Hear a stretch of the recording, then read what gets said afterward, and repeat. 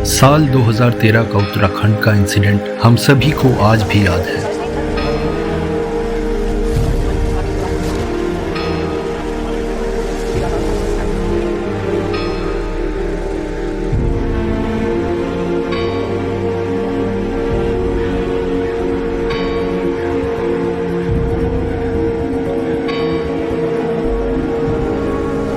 पर शायद 2024 भी बहुत मुश्किलों से भरा हुआ है।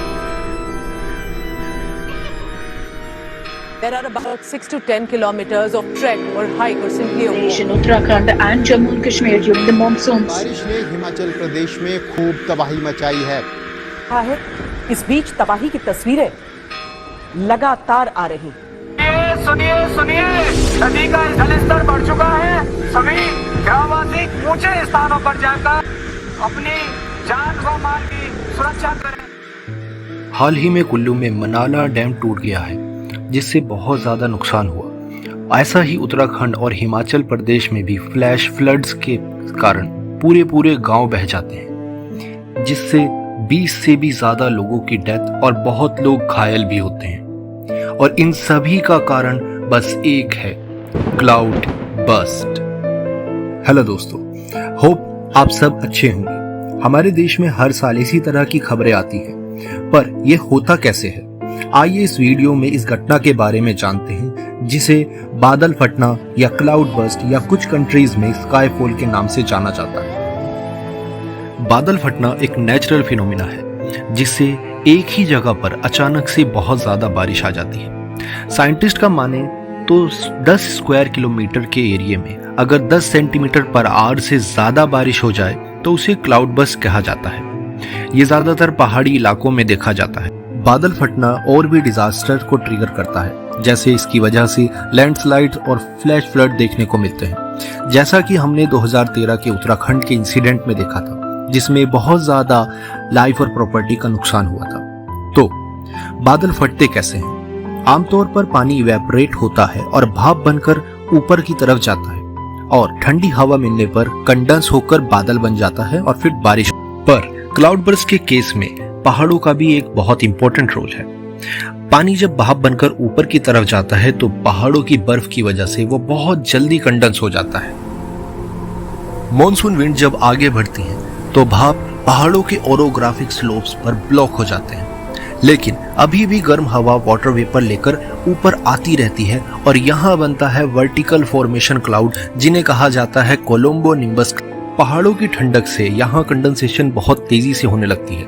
अब कंडेंस हो चुके वाटर मॉलिक्यूल्स और स्नो नीचे आने लगते हैं, लेकिन लगातार आ रही गर्म हवा उनको ऊपर धकेलती रहती है, जिसके कारण यहाँ पर बादल के अंदर एक टेंशन बनी रहती है। बादल का मास लगातार बढ़ता रहता है पर बारिश नहीं आती। लेकिन एक टाइम वो आता है जब कोल्ड एयर और हॉट एयर की टेंशन कम हो जाती है। अब अचानक से बादल सारा पानी बहुत तेजी से नीचे डाल देता है और इससे बहुत ज्यादा तेजी से बारिश आने लगती है 10 सेंटीमीटर पर आवर के रेट पर। यह दृश्य काफी डरावना होता है, जो लगभग 1 घंटे तक भी जारी रह सकता है। क्लाउड बर्स्ट हमेशा से ही दूसरे डिजास्टर्स को ट्रिगर करते हैं, जैसे लैंडस्लाइड्स और फ्लैश फ्लड, जो हमारे लाइफ और प्रॉपर्टी को बहुत नुकसान पहुंचा सकते हैं। पर इस घटना से बचने के लिए कुछ प्रिवेंटिव मेजर्स हैं जो हम अडॉप्ट कर सकते हैं। दोस्तों, ये बात एक फैक्ट है कि हम इंडियन मेट्रोलॉजिकल डिपार्टमेंट IMD की हेल्प से वेदर फोरकास्टिंग कर सकते हैं, बारिश और साइक्लोन्स का पता कर सकते हैं, लेकिन हमारे पास आज तक भी कोई ऐसी टेक्नोलॉजी नहीं है जिससे हम क्लाउड बर्स्ट की फोरकास्टिंग कर सकें।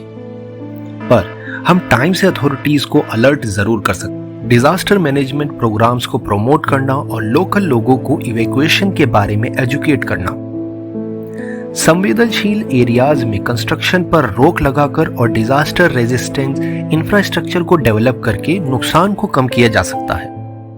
ये सभी पॉइंट्स उन लोगों के लिए भी इंपॉर्टेंट हैं जो समय समय पर पहाड़ों पर घूमने जाते हैं। उनको ये बात समझना बहुत जरूरी है। नॉर्थ इंडिया के पहाड़ी इलाकों में क्लाउड बर्स्टिंग का इम्पैक्ट बहुत ज्यादा होता है, जहां इंफ्रास्ट्रक्चर, कृषि और एनवायरनमेंट पर काफी असर पड़ता है। इससे local economy, tourism industries, biodiversity पर भी प्रभाव पड़ता है। तो दोस्तों, ये एक प्राकृतिक घटना है जिससे हमें समझना और इसके लिए तैयारी रखना बहुत ज़रूरी है। अगर आपको वीडियो पसंद आई है तो लाइक करें, शेयर करें और चैनल को सब्सक्राइब करना ना भूलें। वीडियो पूरा देखने के लिए धन्यवाद। More interesting updates coming up. Thank you.